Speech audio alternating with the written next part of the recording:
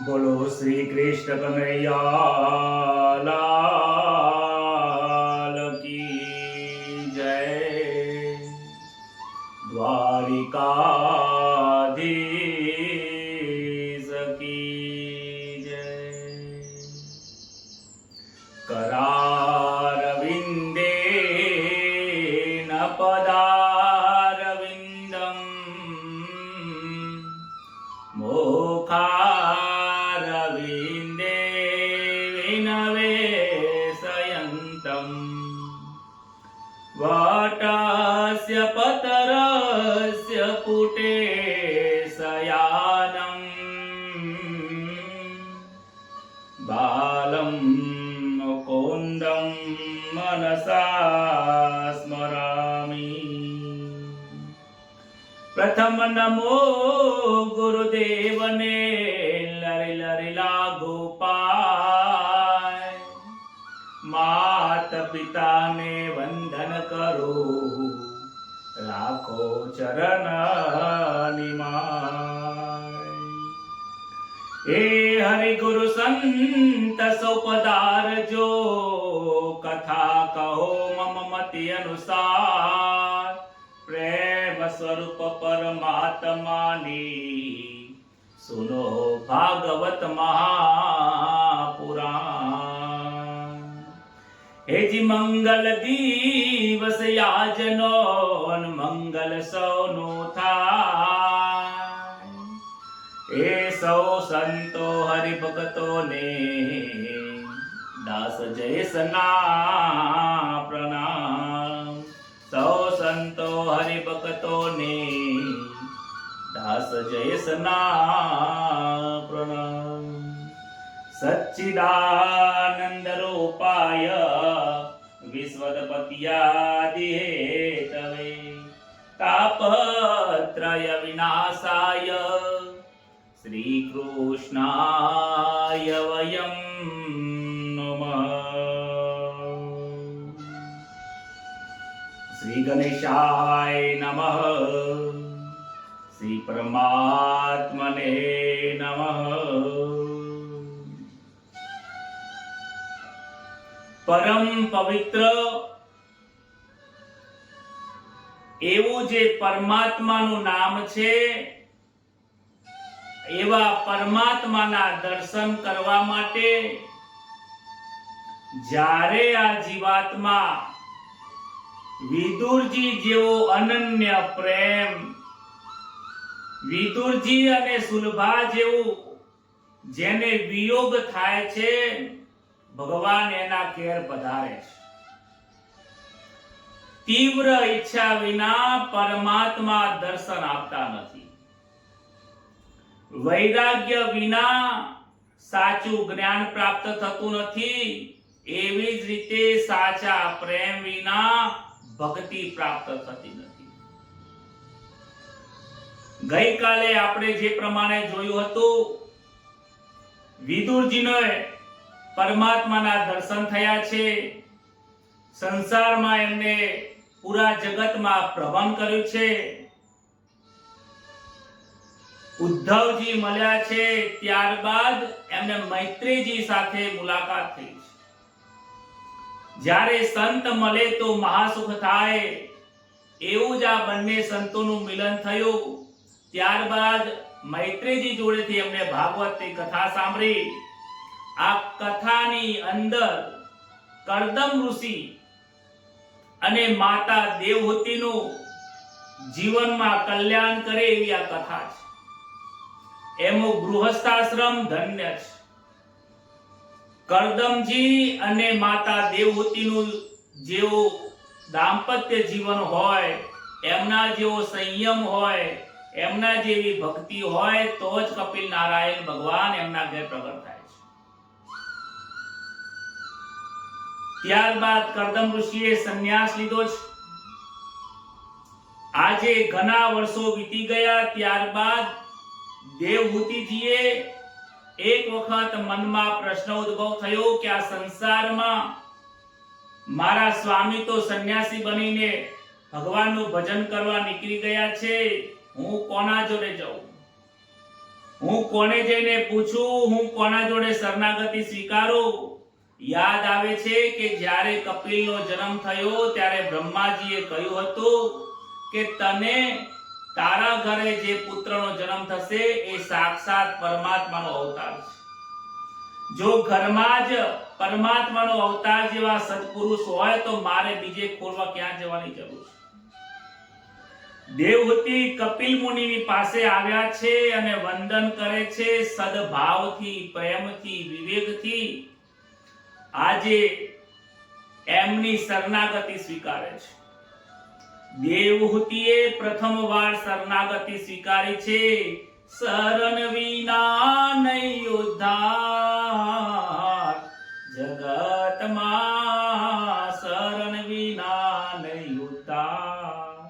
ભલે કોટી કરો ને ઉપાય જગતમાં, શરણ વિના નહીં ઉદ્ધાર. આ જીવાત્મા જ્યાં સુધી શરણાગતિ સ્વીકારશે નહીં ત્યાં સુધી એને પરમાત્માના દર્શન થશે નહીં, એનો મોક્ષ થશે નહીં. એનો જીવનનું જે દુઃખ છે, જન્મ મરણ રૂપી દુઃખ છે, એ દૂર થતું નથી. એક સદગુરુ મહારાજ જ એક પ્રત્યક્ષ એવો એક ઉપાય છે, એવા એ ભગવાન છે કે જે સગુણ સ્વરૂપની અંદર નિર્ગુણ સ્વરૂપના દર્શન કરાવે છે. બોલો રાધે રાધે. આજે કપિલ ગીતાની શરૂઆત થાય છે. માતા દેવહૂતિને એમના પુત્ર કપિલ નારાયણ જે ભગવાનનો અવતાર છે એ જ્ઞાન આપે છે. એ જે જ્ઞાન છે એને કપિલ ગીતા કહેવાય છે. દેવહૂતિએ પ્રશ્ન કર્યો કે આ જગતમાં સાચો આનંદ પ્રાપ્ત કેવી રીતે કરવો? સાચો આનંદ કોને કહેવાય છે? અને એવો આનંદ કે જે પ્રાપ્ત કર્યા પછી બીજી વખત પ્રાપ્ત કરવાની જરૂર પડે નહીં, એવા આનંદ ક્યાં મળે એ મને સમજાવો. દેવહૂતિનો પ્રશ્ન સાંભળી કપિલ નારાયણ કહે છે, હે માં, તમે બહુ સુંદર પ્રશ્ન પૂછ્યો છે. આ પ્રશ્ન તમારા એકલાનો નથી. સમસ્ત મનુષ્ય લોકના દરેક લોકો આનંદને ખોળે છે. આનંદ અને શાંતિની પ્રાપ્તિ કરવા માટે અથાગ પ્રયત્ન કરે છે. કોઈ દાન, પુણ્ય, જપ, તપ બધું કરે છે. પણ હે માં, આ જગતના જીવાત્માને ખબર નથી કે સાચી શાંતિ અને સાચો આનંદ ક્યાં છે. માં, તમને આજે સમજાવું છું, તમે સમજો અને તમારા જીવનમાં એને ઉતારજો. સંસારમાં બે વસ્તુ છે, એક જડ છે અને એક ચેતન છે. આ સંસારના જેટલા પદાર્થોમાં જડ તત્વ છે એ આનંદ આપતું નથી. લોકો જડની અંદર આનંદ ગોતવા જાય છે. જડમાં દુઃખ, દુઃખ ને દુઃખ છે. માં, તમે જડ વસ્તુમાં આનંદ ખોળશો નહીં. માં, આનંદ એવો કોઈ જડ પદાર્થ નથી. એમાં કોઈ શાંતિ અને આનંદ કોઈ આના જેવી વસ્તુ નથી કે માં તમે હાથ લાંબો કરો ને હું તમારા હાથમાં આપી દઉં. માં, એવી કોઈ વસ્તુ નથી. આનંદ અને શાંતિ એ અનુભવવાની વસ્તુ છે. માં, શાંતિ ખોળવાથી નહીં મળે, શાંતિ રાખવી પડશે. આનંદને ખોળવાથી નહીં મળે, કારણ કે માં, એ બજારમાં વેચાતું નથી. જો બજારમાં વેચાતું હોત માં, તો મોટા મોટા રાજાઓ એની દુકાન કરીને બેસી ગયા હોત. માં, આનંદ આ પ્રકૃતિની અંદર છે. આ આનંદ આ સંસારમાં જેટલી પણ વસ્તુ બનાવી છે એ ચેતન તત્વની અંદર આનંદ છે. સંસારનું સુખ એ ચામડીની જે દાદર થાય છે એના જેવું છે. જેમ તમને ચામડી ઉપર ખાજ આવે અને મીઠી મીઠી ખાજ આવે અને તમે ખણો છો, એવું સંસારનું સુખ પણ એવું છે. માં, ક્ષણિક સુખ છે. ક્ષણિક સુખની અંદર માણસ, આ જીવાત્મા એ સુખની અંદર પાગલ બને છે. વિષયોની અંદર એ રમ્યા કરે છે. માં, બે શરીર જ્યારે ભેગા થાય છે એમાં આનંદ નથી, પરંતુ બે ચેતન તત્વ ભેગા થાય છે ત્યારે આનંદ આવે છે. બે પ્રાણ મળે ત્યારે આનંદ આવે છે. બે દ્રષ્ટિ મળે છે ત્યારે આનંદ આવે છે. આનંદ એ આત્માનું સહજ સ્વરૂપ છે માં. આનંદ આત્માનું સહજ સ્વરૂપ છે. જેમ પાણીનું સહજ સ્વરૂપ છે શીતળતા. ભલે એને ગરમ કરો તો પાણી ગરમ થઈ જશે, પણ થોડી વાર પછી જોશો તો એના મૂળ સ્વરૂપ શીતળતાની અંદર આવી જાય છે. એવી જ રીતે માં આ આનંદ ચૈતન્ય સ્વરૂપ પરમાત્માનું છે. સત, ચિત અને આનંદ આ ત્રણ સ્વરૂપ પરમાત્માના છે. જેને આ ત્રણ સ્વરૂપની અનુભૂતિ થાય છે માં, એને જ ખરો આનંદ આવે છે. સંસારમાં શોધવાથી માં આનંદ નહીં મળે. તમે કહો છો, દેવહૂતિ કહે છે કે માં, દેવહૂતિ કહે છે કે મહારાજ તમે ભલે ના પાડો કે સંસારના પદાર્થમાં આનંદ નથી, પણ જ્યારે સંસારના પદાર્થ ભોગવીએ છીએ ને ત્યારે આનંદ આવે છે. જેમ ભોજન કરીએ તો ભોજનમાં આનંદ આવે છે. કપિલ નારાયણ હસે છે અને હસતા હસતા કહે છે, મુખથી મલખાય છે કે માં, ભોજનમાં આનંદ આવે છે એ તમારી કલ્પના છે, એ ખોટું છે. આનંદ સર્વકારે સરખો નથી. કારણ કે તમે વિચાર કરો કે તમને જો શ્રીખંડ ભાવતો હોય, તમને કોઈ કચોરી ભાવતી હોય અને એ એક પ્લેટ લઈને તમે ચમચીએ ચમચીએ ખાતા હોય, અને બજારમાંથી કોઈ વ્યક્તિનો બહારથી ફોન આવે કે પ્રભુ તમારો આ છોકરો રોડ ઉપર એક્સિડન્ટ થયો છે, હોસ્પિટલ લઈ ગયા છીએ, તમે જલ્દીથી આવો. તો જે તમને શીરો, જે માખણ, જે તમને શ્રીખંડ ખાવામાં આનંદ આવતો હતો, તો માં બોલો, માં તમે જ કહો કે આ સમાચાર સાંભળ્યા પછી તમે ખાતા કેમ નથી?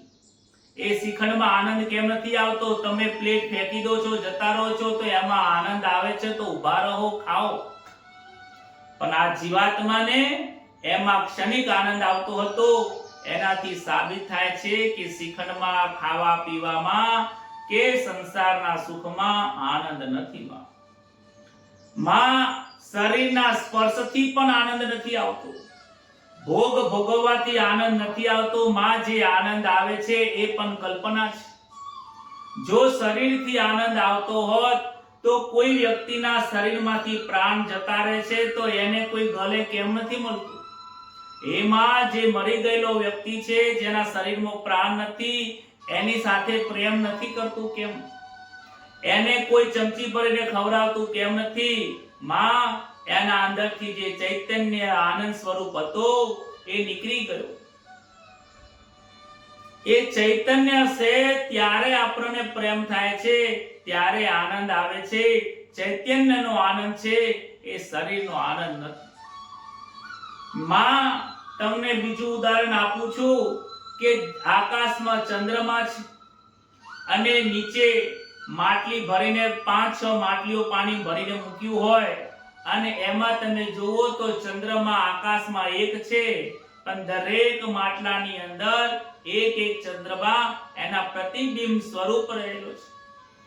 માં જગતની અંદર પરમાત્મા એક છે, પરંતુ અલગ અલગ ઘાટની અંદર એના પ્રતિબિંબ સ્વરૂપે એ ચૈતન્ય સ્વરૂપે બિરાજમાન છે. માં વિષયોમાં આનંદ નથી, માં વિષયમાં આનંદ નથી, માં અહંતા અને મમતામાં આનંદ નથી. મારું મારું કરીને જે માં ખાય છે, માં એને માયા માર કરે છે. માટે માં જીવનમાં બહુ ધ્યાન રાખવાની જરૂર છે.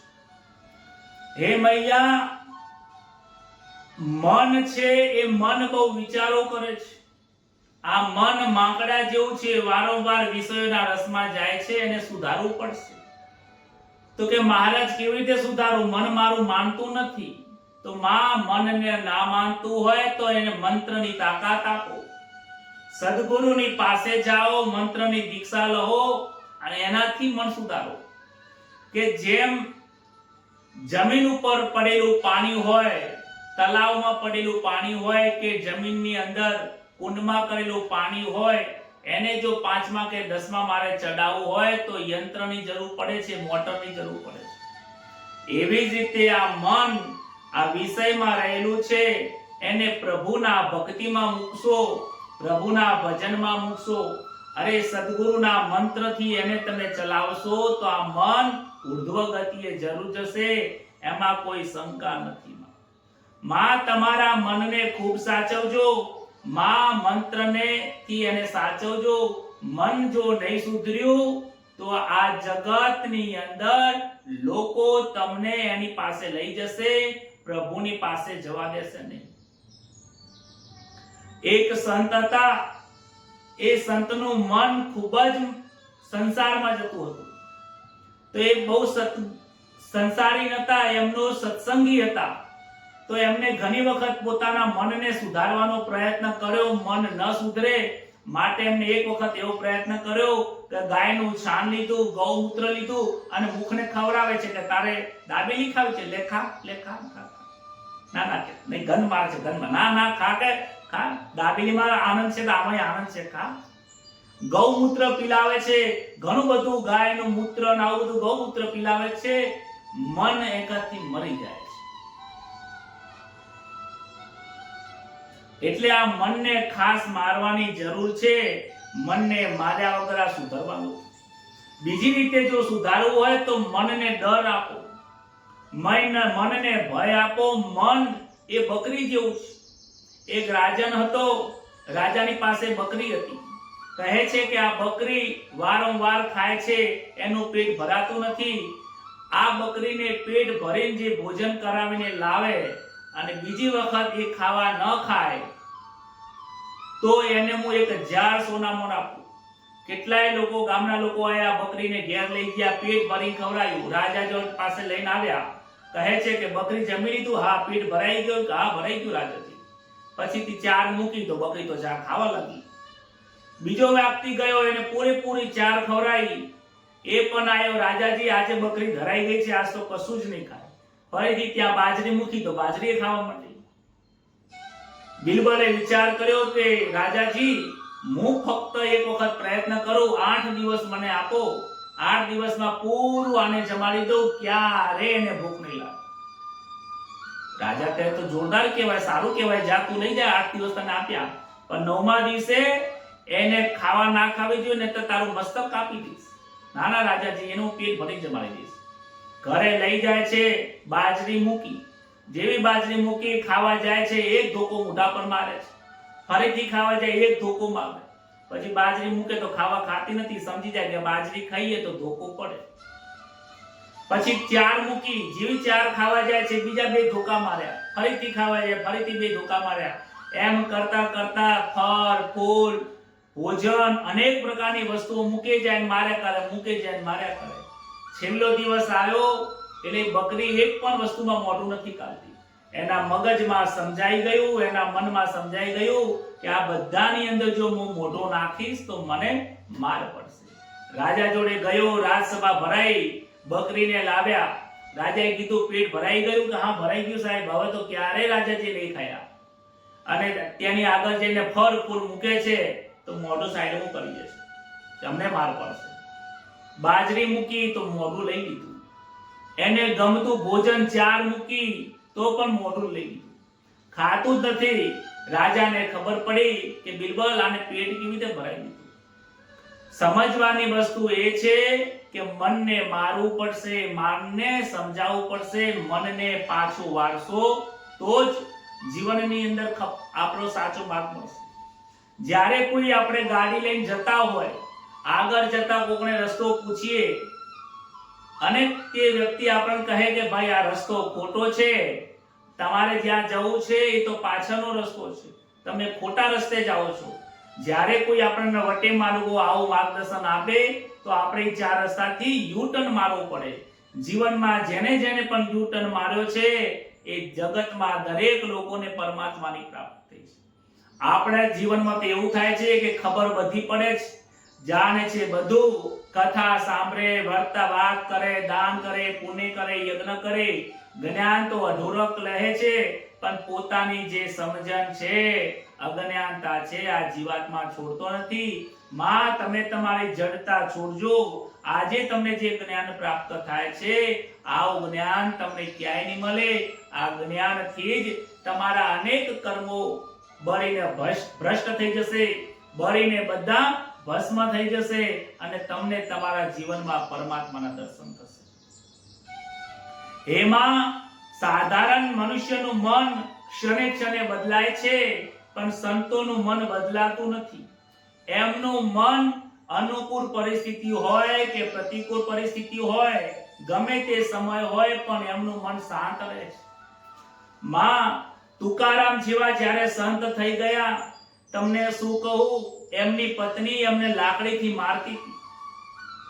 ત્યારે તુકારામ ભગવાનને કહે છે, પ્રભુ તારો ધન્યવાદ, તમે મને આવી સંસારના સુખ ભોગવવા વાળી પત્ની આપી છે, એટલે તો મારું મન સંસારમાં લાગતું નથી. સારું છે કે તે મને આવી પત્ની આલી કે હું તારું ભજન કરી શકું. એકનાથ મહારાજ હતા, એમને પત્ની ખૂબ સરસ હતી. એમને ધર્મપરાયણ વાળી પત્ની હતી, પતિવ્રતા નારી હતી. ભગવાનને કહે છે, હે પ્રભુ સારું થયું કે મને તમે પત્ની સુયોગ્ય આલી, જેથી અમે બંને સાથે મળીને ભજન કરીએ છીએ. અને નરસિંહ મહેતા કહે છે કે વિચાર કરો કે નરસિંહ મહેતાના લગ્ન થયા, એમને એક પુત્ર અને પુત્રી હતા. એમની દીકરીના લગ્ન કર્યા. દીકરીના લગ્ન કર્યા પછી ત્યાં અનેક પ્રકારની સમસ્યાઓ છે, અને દીકરાના પણ લગ્ન કરાવ્યા. દીકરાના ઘરમાં વહુ આવે છે. નવી વહુ આવ્યા પછી એમના પુત્ર જે સામળ્યો છે એ મરણ પામે છે. વિચાર કરો, જેનો જુવાન જોત ઘરમાં છોકરો મરી જાય અને સાસરિયામાં દીકરી દુખી હોય, ઘરમાં ખાવા માટે અન્ન ના હોય, એ બાપની પરિસ્થિતિ શું હોય. પણ હું તમને કહું છું કે નરસિંહ મહેતાની આ પ્રતિકૂળ પરિસ્થિતિમાં એમનું મન સ્થિર રહ્યું. માં સંસારના લોકોનું મન બદલાય છે, મોટા મોટા મહર્ષિઓનું બ્રહ્મર્ષિઓનું મન બદલાય. માં જે સાચા પુરુષો છે, જે સંતો છે, એમને ગમે તેટલું દુઃખ પડે, માં એમની શાંતિ ખોરવાતી નથી. એમને સદાય આનંદમાં રહે છે. સંતોને લૌકિક વાત ગમતી નથી. સંતો હંમેશા માટે મૌન ધારણ કરે છે. કોઈ બોલાવે ત્યારે જ બોલે છે, વગર કામનું બોલતા નથી. સંસારના લોકો વધારે વાતો કરે છે, લોકોની નિંદા કરે છે. સાચા સંતો ક્યારે કોઈના ઘરની વાતો કરતા નથી. માં ભગવાન કસોટી કરે છે, પછી અપનાવે છે. કહે છે, ભૂખે મારો, ભૂવે એટલે જમીન ઉપર સુવાડો, તનથી પાડું ખાર, તનની પાડું ખાર, પછી કલુને આવે. નરસિંહ મહેતાને કેટલું દુઃખ પડ્યું ત્યારે ભગવાન મળ્યા છે. તુકારામને કેટલું દુઃખ પડ્યું છે. મીરાબાઈને તો પતિનું કેટલું બધું દુઃખ પડ્યું છે, જેની કોઈ વાત નથી. મીરાબાઈ ઘર છોડવા માંગતા નતા. મીરાબાઈ ઘર છોડવા નતા માંગતા, પરંતુ એમને જે સામરિયા સાથે પ્રીત હતી, એ સામરિયાની મૂર્તિ લઈને રાણાએ ફેંકી દીધી. એ દિવસે એમને બહુ દુઃખ થયું કે જ્યાં મારા પ્રભુનું ભજન ના થાય, જ્યાં મારા પ્રભુનું સન્માન ન જળવાય, એ જગ્યા મારા માટે નથી. માટે મેવાડ એમને છોડીને ગુજરાતમાં આવ્યા છે. બાકી પહેલા તો એમના ઘરમાં બેસીને ભક્તિ કરતા હતા. ન છૂટકે સંતો ઘર છોડે છે. વિદુરજીએ પણ ન છૂટકે ઘર છોડવું પડ્યું છે. આજે વિચાર કરવા જેવો છે. એક વિચાર કરો કે આજે સંસારના લોકોને શું દુઃખ પડે છે. ભક્તિ કરવામાં દુઃખ નથી પડતું. માં આજે કળિયુગમાં કેટલી શાંતિ છે. છોકરો કમાવા જાય છે, મહિને લાખ રૂપિયા કમાઈને લાવે છે. ઘરમાં 3 BHK 2 BHK છે, બેડ આપ્યો છે, બેડ ઉપર સફેદ આવી ચાદર પાથરેલી છે. મા બાપને કીધું છે એસી ચાલુ કરીને વાપરજો. વહુ રસોઈ બનાવીને આપે છે, સવાર સાંજ ખાવા મળે છે. આગળ બહાર જવા માટે છોકરાને ભગવાને ગાડી આપી છે. છતાં પણ આ જીવાત્મા ભગવાનનું ભજન કરી શકતો નથી. તો આવી પ્રતિકૂળ પરિસ્થિતિમાં કેવી રીતે કરે? ભગવાને શું ખોટ આપી છે આપણને? આ ખૂબ વિચાર કરવા જેવું છે. ભગવાને આટલું આપ્યું છે, છતાં પણ જંગલમાં જવું હોય તો ખાવાની તકલીફ છે, રહેવાની તકલીફ છે, ત્યાં પ્રાણીઓની તકલીફ છે, વરસાદ પાણી કપડાની તકલીફ પડે છે. આ બધું જ સુખ હોવા છતાં પણ એમાં આ જીવાત્મા ભજન નથી કરતો. માટે માં તમે આજે સમય મળ્યો છે, તમે ભગવાનનું ભજન કરી લીધું. કહે છે માં જગતમાં સુખી થવાના બે માર્ગ છે. એક તો કહે છે જ્ઞાન માર્ગ છે, ભક્તિ માર્ગ છે. આ બંનેમાંથી તમે ગમે તે માર્ગ અપનાવો તમને જરૂરથી ભગવાન મળશે. જો જ્ઞાન માર્ગ પકડશો તો તમારે ત્યાં ત્યાગ કરવો પડશે. જ્ઞાનમાં ત્યાગ અને વૈરાગ્યની જરૂર છે. માં ભક્તિમાં જશો તો સહેલું વધારે છે. એમાં પ્રેમ અને સમર્પણ આપવાની ભાવના છે. જ્ઞાનની અંદર કદાચ અહંકાર આવી શકે છે, ભક્તિમાં અહંકાર આવવાનું કોઈ સ્થાન નથી. માતા દેવહૂતિને કહે છે કે હે માં, તમે આ સરસ્વતીના કિનારે ધ્યાન કરો. ધ્યાનથી મન શુદ્ધ થાય છે. જે રીતે મેં તમને ગઈકાલે સમજાવ્યું હતું કે માનસિક પૂજા કરો, કે વસ્તુ હોય તો વસ્તુથી પૂજા કરો, ના હોય તો માનસિક પૂજા કરો. માને કહે છે માં ઘરમાં વસ્તુ નથી, તમે બેસીને માનસિક જાપ કરો. વારંવાર મનની અંદર ભગવાનના સ્વરૂપને નિહારો, વિરાટ સ્વરૂપના દર્શન કરો. ધ્યાન કરતા કરતા તમે ધ્યેયમાં મળી જશો. તુલસીદાસ પંજીએ માનસમાં લખ્યું છે, ઈશ્વરને કોઈ જાણી શકે એટલું સહેલું નથી. અનન્ય ભક્તિ, અનન્ય પ્રેમ, અનન્ય સમર્પણ, અનન્ય ત્યાગ કર્યા વિના આ પરમાત્માના દર્શન થતા નથી. કપિલજી કહે છે કે માં વધારે શું કહું, આ જીવાત્મા અનેક યુગોથી પરમાત્માથી વિખૂટો પડ્યો છે. એનો ભેટો કર્યા વગર ચાલવાનું નથી. માં હવે તમારી વૃદ્ધાવસ્થા થઈ છે, શરીર ઘરડો થાય છે, પરંતુ મન અને બુદ્ધિ ઘરડી થતી નથી. અંતકાળ આવી જાય, મનુષ્યના 100 વર્ષ 108 વર્ષની ઉંમર થઈ જાય ને, તો મન તો જવાન ને જવાન રહે છે, જીભ પણ જવાન રહે છે. અંતકાળે પણ ખાવાની અને ફરવાની ઈચ્છા થાય છે. હે માં, ઈચ્છાઓને છોડજો. ઈચ્છા એટલી ખતરનાક આ જીવાત્માની શત્રુ છે કે ઈચ્છા જો પૂર્ણ ન થાય તો બીજી વખત આ નરકમાં આપણને પાછી લઈને આવે છે. વાસના એ બીજા જન્મનું બીજ છે. અંતકાળમાં માં બે યમદૂતો આવે છે. એક પુણ્યના યમદૂત આવે છે, વૈકુંઠમાંથી આવે છે. એક મૃત્યુલોકમાંથી આવે છે. પાપ કર્યા હશે તો મૃત્યુલોક વાળા મારીને લઈ જાય છે. માં, પુણ્ય કર્મ કરજો, સત્કર્મ કરજો. જીવનની અંદર વૈકુંઠના પાર્ષદો આવશે અને તમને તેડીને તમને એમના વિમાનમાં બેસાડીને લઈ જશે. માં ચિત્રગુપ્ત એટલો હોશિયાર છે કે બહુ ધ્યાન રાખે છે. રાત્રે કરેલા પાપ એ ચંદ્રમાને પૂછે છે, દિવસે કરેલા પાપ એ સૂર્યનારાયણને પૂછે છે. અને અંધારામાં કરેલા મૈયા પાપ જે છે ને, અંધારામાં કોઈ જોતું નથી, પ્રકાશમાં, એ ધરતી માને પૂછે છે. માં એના ચારે બાજુ સીસીટીવી કેમેરા મૂકેલા છે. ગમે તેટલા દરવાજા બંધ કરો ને માં, છેવટે એ તમારા હૃદયમાં ચૈતન્ય સ્વરૂપ બેઠો છે. પોતે જાણે છે કે માં તું શું કરે છે એ જાણી રહ્યો છે. ઘટ ઘટ વાસી પરગટ વાસી, શિવ સદા સમાઈ રહ્યો. કોને કહું કોણ સુને, કોને કહું કોણ સુને. માં બધું જ સુની રહ્યો છે, તમારા હૃદયમાં છે. 84 લાખ યોનિનું ચક્કર ફરવું પડે છે. માં કેટલાય જન્મો ગયા પછી આજે આ મનુષ્ય અવતાર મળ્યો છે. માં આને ભૂલશો નહીં. ગર્ભની અંદર વિચાર કરો, આજનો જીવાત્મા 1 BHK નું મકાન હોય ને એને ટૂંકું પડે છે. માં 1 BHK મકાન, 2 BHK મકાન મળ્યું છે, આટલી ઝૂંપડી છે, ફરવા હારવા મળે છે, છતાંય એને સામાન મૂકવામાં રહેવામાં નાનું પડે છે. વિચાર કરો કે આ દરેક જીવ આટલી નાની કોટડીની અંદર માના મરમૂત્રમાં 9 મહિના કાઢ્યા છે. કેટલો નરક યાતનાઓ ભોગવીને ભગવાનને પ્રાર્થના કરીને બહાર આવ્યો. આજે ભગવાને બહાર કાઢ્યો તો ભગવાનને ભૂલી જાય છે. માં, મન આ જીવાત્મા બહુ ખરાબ છે, એને સમજાવજો. સમજાયા વગર સામર્યો નહીં મળે. કપિલ નારાયણ કહે છે જન્મ અને મૃત્યુમાં બહુ દુઃખદાયક છે, એના માટે સુધારવાનો પ્રયત્ન કરો. માં વધારે તમને સુબોધ આપો. તમે જ જ્ઞાની છો, તમારે એકલાને જવું પડશે. મારો પણ સમય થઈ ગયો છે. માં સાવધ રહેજો. સંસારના જે સંબંધો છે એ આપણા નથી, સાચા સંબંધો ઈશ્વરની જોડે છે. માટે માં, આજે હું તમારો પુત્ર નથી, તમે માં નથી. આ લૌકિક સંબંધો છે.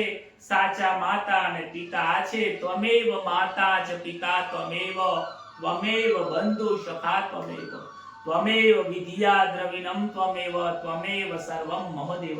તમે જ માતા, તમે જ પિતા, તમે જ ગુરુ, તમે જ તારણહાર છો. આ ત્રૈલોકની અંદર સાચે સાચા કોઈ હોય તો પરમાત્મા છે. માતા દેવહૂતિના શરીર સરસ્વતીના કિનારે બિરાજમાન છે. માને ઉપદેશ આપીને કપિલ નારાયણ ઉઠ્યા છે. માની પ્રદક્ષિણા કરી છે. 7 વખત એમને દંડવત નમસ્કાર કર્યા છે. નમસ્કાર કરીને ગંગાના સાગરના કિનારે આવીને આગળ કલકત્તાથી દૂર એક સ્થળ છે, ત્યાં ગંગાજી સમુદ્રને મળે છે. ત્યાં જઈને એમના શરીરનો એમને ઈશ્વરમય મળી જાય છે. માતા દેવહૂતિ સરસ્વતી નદીના કિનારે બિરાજમાન છે. સ્નાન સંધ્યા પૂજા કરીને સરસ્વતી નદીમાં સ્નાન કરીને નારાયણનું ધ્યાન કરે છે, ચિંતન કરે છે. કહે છે કે મારા મનને હવે સંસારમાં ફસાવવું નથી, નારાયણમાં જ મૂકવું છે. આ રીતે એમને પણ માની ત્યાં મુક્તિ થઈ છે.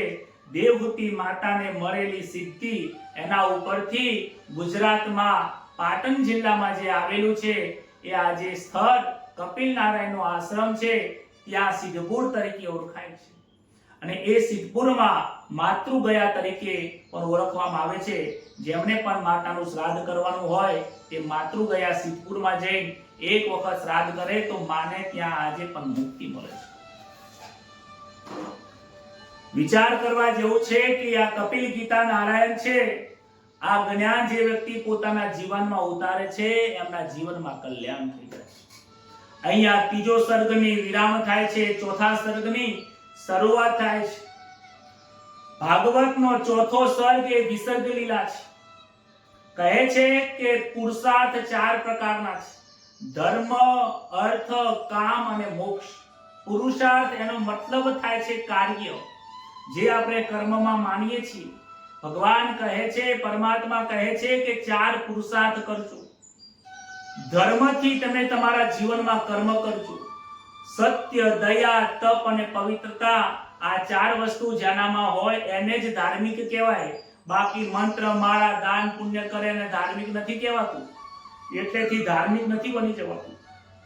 પછી બીજું અર્થનું કહેવામાં આવે છે કે માં, અર્થ જે છે એ અર્થ તમે ધર્મથી કમાજો. નીતિનું ધર્મ કમાજો, અનીતિનું ધર્મ લેતા નહીં, નહીતર નાશ થાય છે. પછી કામનું પ્રકરણ આવે છે, સમજાવે છે સુખદેવજી પરીક્ષિતને સમજાવે છે. કામનો અર્થ થાય છે ઈચ્છાઓ. કામ 2 પ્રકારના છે, એક શુભ ઈચ્છા અને એક અશુભ ઈચ્છા. શુભ ઈચ્છા ઈશ્વરની પ્રાપ્તિ કરવાનું મન થાય, દાન, પુણ્ય, યજ્ઞ, ભગવાનના દર્શન, પ્રભુનું ભજન, કીર્તન, સત્સંગ, મનન, આવું બધું કરવાની ઈચ્છા થાય, કથા સાંભળવાનું મન થાય. આનું નામ શુભ ઈચ્છા છે, જે શરૂઆતમાં આની જરૂરિયાત છે. બીજું અશુભ ઈચ્છા છે, સંસારના ભોગો ભોગવવાની ઈચ્છા થાય, ખાવાની, પીવાની, ફરવાની, હરવાની, ભોગ ભોગવવાની. આ બધી જ જે ઈચ્છાઓ થાય છે એ બધી જ અશુભ ઈચ્છા છે. એ સંસારમાં મારે છે. 4થા નંબરમાં મોક્ષનું પ્રકરણ આવે છે. કહે છે અષ્ટ પ્રકૃતિને જે કાબુમાં રાખે છે એ વ્યક્તિનું મન આ સંસારમાંથી મુક્ત પામે છે. 5 તત્વો અને 8 પ્રકૃતિ,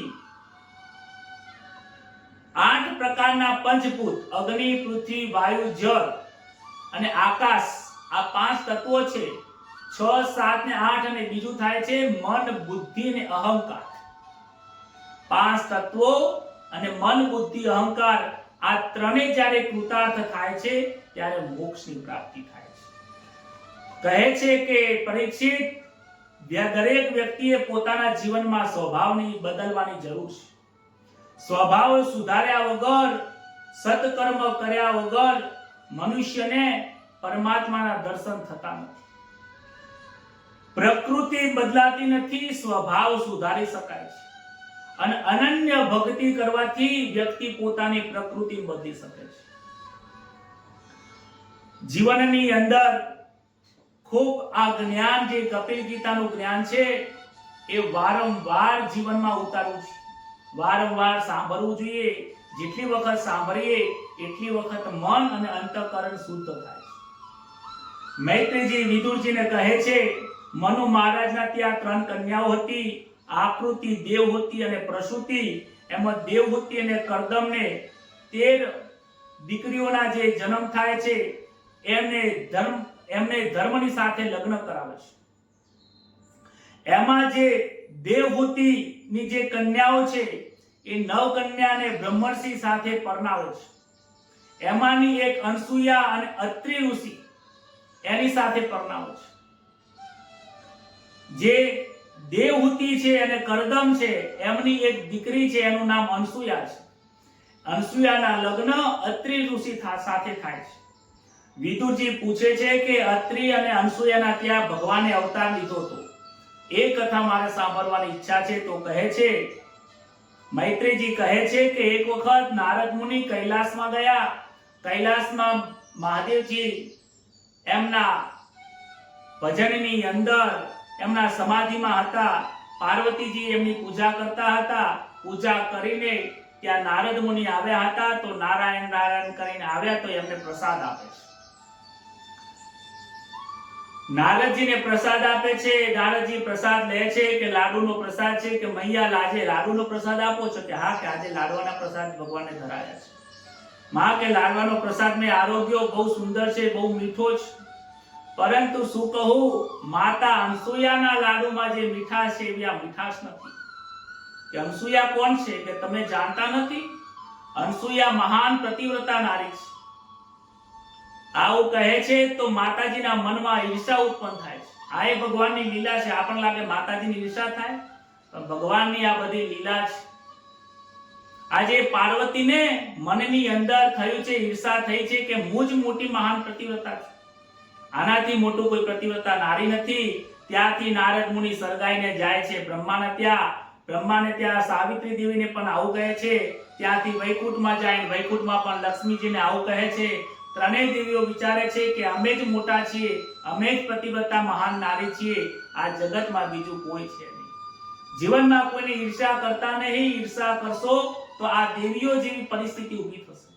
પોતાના દેવોને કહે છે કે હે પ્રાણનાથ, તમે અનસુયાની પતિવ્રતા નારીનો ભંગ કરો. દેવો કહે છે આમાં મજા નથી, ખાડો ખોદે પડે. દેવી તમે જીદ ના કરો. ખૂબ જીદ કરે છે. કહે છે ને કે સ્ત્રી હટ હોય ને એમાં પુરુષનું કઈ ચાલે નહીં. સ્ત્રી હટ, રાજહટ, બાળહટ અને યોગી હટ, આ 4 હટ શાસ્ત્રમાં કહે છે. આ સ્ત્રી જ્યારે હઠે ચડે ને ત્યારે દેવતાનું કઈ ચાલતું નથી. ત્રણેય દેવતાઓ પછી ભેગા થાય છે અને ત્રણેય દેવતાઓ સાધુના વેશમાં અનસુયાના ત્યાં આવ્યા. ભિક્ષાંદેહી કહે છે. અનસુયા માતા ત્યાં સ્નાન કરી રહ્યા છે. વિચાર કરે છે કે 3 દેવતાઓ મારી પરીક્ષા આયા કરવા તો આવ્યા છે, પરંતુ શું કરું? સ્નાન કરું છું, વસ્ત્ર કપડાઓ શરીર ઉપર વસ્ત્ર બહુ ઓછા છે. હવે જો આમ ને આમ તરત જ જઈને હું આપું તો પ્રતિવ્રતા નારીનો ભંગ થાય છે, અને જો ન આપવા જાઉં તો એક સંન્યાસીનો મને શ્રાપ મળશે. હાથમાં જળ લે છે. સ્નાન કરવા તો બેઠા હતા. ગાયત્રી મંત્ર બોલે છે.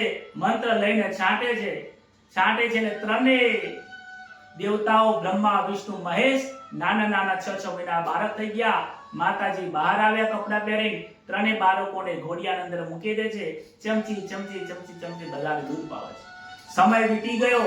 ત્રણેય દેવીઓ ભેગી થઈ ગઈ. શું થયું છે કે આજે તો બ્રહ્માજી આયા નથી, વિષ્ણુ કે વિષ્ણુજી નહીં આયા, પાર્વતીજી કે મહારાજ પણ શંકરે ત્યારના ગયા છે, હજી આયા નથી. એટલામાં નારદ મુનિ આયા. નારદ મુનિ પૂછે છે કે દેવો ક્યાં ગયા છે? તમને ખબર છે? મને ખબર છે કે એ અનસુયા ત્યાં તમે મોકલ્યા છે પરીક્ષા કરવા માટે. ખાડો ખોદે તે પડે છે, તમે જોઈ તો આવો કેવી હાલત છે. પણ શું થયું? વાત તો કરો. ત્યાં શું હાલત છે? અમને ડર લાગે છે ત્યાં જતા. કે તમે પહેલા કહો કે પતિવ્રતા નારીમાં મહાન કોણ છે? કે નારદજી, મહાન અનસુયા દેવી છે, પણ તમે રસ્તો બતાવો, શું કરીએ, ક્યાં જઈએ? કે તમે ત્યાં જાઓ, તમારા ત્રણેયના પતિઓ ત્યાં નાના બાળકો થઈને ત્યાં હેકી રહ્યા છે।